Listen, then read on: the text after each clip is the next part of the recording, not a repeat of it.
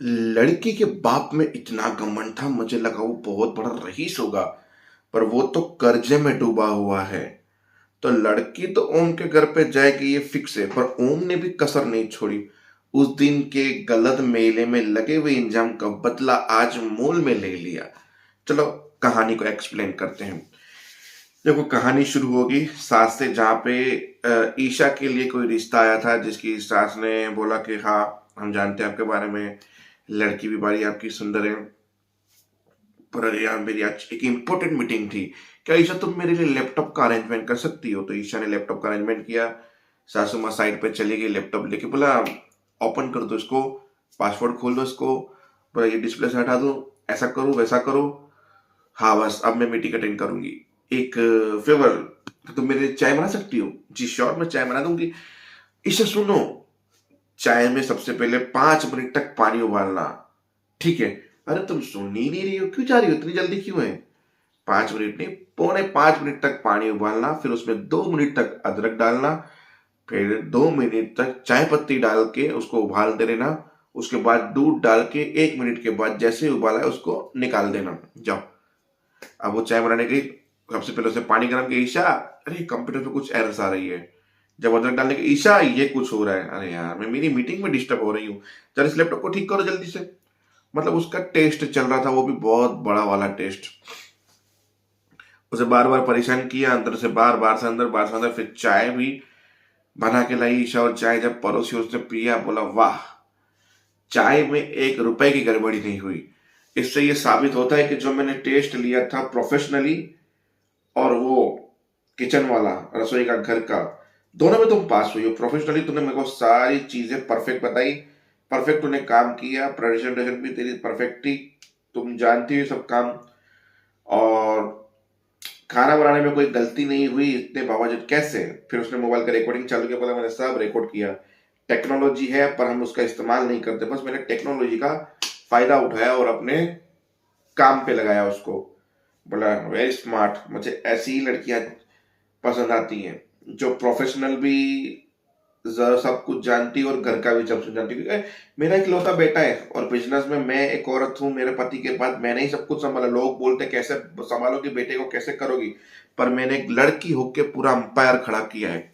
तो मुझे भी एक ऐसी ही लड़की चाहिए जो मेरे बेटे से कंधे से कंधा और हाथ से हाथ मिलाकर चले। तो हमें तो आपकी बेटी पसंद आई। इस तरह फिर वो लोग अकेले में बातें कर रहे हैं, नंबर एक्सचेंज कर रहे हैं, मस्ती मजाक चल रहा है। फिर शादी की बातें नीचे चल रही है कि खर्चा आधा हम करेंगे आधा तुम करना। बोला मेरी बिटिया की शादी है, सारा कुछ हम करेंगे, हम कोई सी कमर नहीं छोड़ेंगे। फिर उसकी माँ गुस्से में जाती है उसकी लड़की के पास, समझाते रहे बाप को, जब वो लड़की आधा खर्चा देने के लिए रेडी है औरत, तो काय को तेरा बाप बोला सारा खर्चा मैं करूंगा? समझते क्यों नहीं है किसी चीज को तेरा बाप? फिर बोला सब कुछ मामला सेटल हो चुका है, खत्म बात। तो खुशी खुशी निपट जाता है और शादी की तारीख के ऊपर बात चली जाती है। अब लड़की जाती है शादी का दूसरी तारीख पे, जब सगाई होने वाली उसका सामान लेने मॉल में। अब आचार्य जी का लड़का यानी कि ओम घर से निकलता है बेइज्जत होकर, जहां पे वो रास्ते पे गाड़ी चलाते हुए सारे उसूल अदाज की बातें सुन रहा है, बातें दिमाग में सोच रहा है कि कल मेरे साथ क्या क्या हुआ था। फिर रास्ते पे आता है, अपना हेलमेट तोड़ के फेंक देता है, चाय बोलता है। चाय पीते पीते उसको वो लड़की दिख जाती है, तीनों बहनें जो मॉल में जाती हुई दिखती है। फिर वो मॉल का बदला याद आता है, बेइज्जती मेले वाली, जब बोलता है अब आचार्य जी का लौंडा कोई हिसाब भागे नहीं लगता, अब देख मैं तेरे साथ क्या करता हूँ। उसके पीछे वो मॉल में चला गया, वो लोग शॉपिंग कर रहे हैं। दो बहनें अलग शॉपिंग कर रही है, एक बहन घर के लिए शॉपिंग कर रही है। शॉपिंग के चीजों में एक चीज उसने कुछ मिलावट कर दी जो दिखाई नहीं गई आज के एपिसोड में, कल पता चलेगी। जब बिल बनाने पे आया तो उसने बिल बनाया, सारे पैसे पे किए, और जैसे ही बाहर निकले अलार्म बज गया। मतलब बेइज्जती शुरू हो गई। उसके बीच में सामान बोला सारे के सारे ब्रांड के लेना, कोई भी लोकल मत लेना जो सस्ता हो। और उसके बाद उसके बाप का एक सीन दिखा रहे जहां बोलते कुछ करोड़ रुपए और मिल जाते तो अच्छा होता। बोला पहले ही आपका इतना बड़ा लोन है बिजनेस का, उसके बाद आप पैसे की डिमांड कर रहे हो, पहले ही आपकी ईएमआई लेट हो रही है, और ये चीजें, शादी में इतना खर्चा, और बिजनेस के पैसे कभी भी शादी में इन्वेस्टमेंट नहीं करने चाहिए, वो वापस नहीं मिलते पैसे कभी। तो देखो आपकी मर्जी, हमें तो क्या है, बस ये चेक बाउंस ना हो इसकी ध्यान आप रखिएगा। चले गए जहां पे दिखा, भाई सही बोल रहे थे वो बैंक वाले, आपको इतने पैसे भी यूज नहीं करने चाहिए कि हम कर्जे में मर जाए, कर्जा वैसे ही बहुत है। मतलब ये जो दिखावा था ये सिर्फ एक छलावा था। अब इसको खत्म करते इस बात को, ओम पे आते हैं। ओम ने मॉल में इनका पीछा किया, बात करते समय सामान डाला, सामान में बेइज्जती हुई, ये सब। उसके पहले आचार्य वाला सीन जहाँ पे वो समझा रहा है कि ये अपने बलबूते पे ईमानदारी से बनाए, किसी की सिफारिश करके नहीं। तो ऐसी क्या कमी रह गई थी एक गुरु में जो ये ऐसा बन गया, और क्या कमी थी एक बाप में जो तू ऐसा बन रहा है।